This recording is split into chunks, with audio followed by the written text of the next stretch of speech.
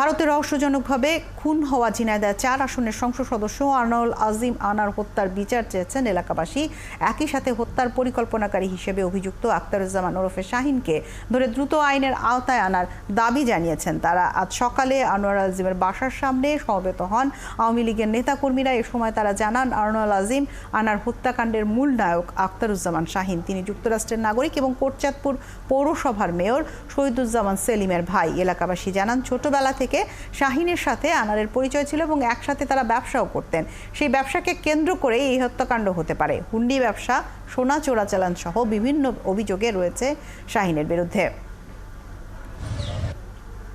উনি as a person হিসেবে আমাদের এমপি সাহেব খুব ভালো লোক ছিলেন, সবার সঙ্গে মিলেমিশে থাকতেন। আনোয়ার ইসলাম আজিম আমাদের কালীগঞ্জের একটা রত্ন ছিল। মানুষের কাজের ব্যাপারে তার কোনো অলসতা ছিল না, সব সময় তিনি মানুষের কাজ নিয়ে থাকতেন।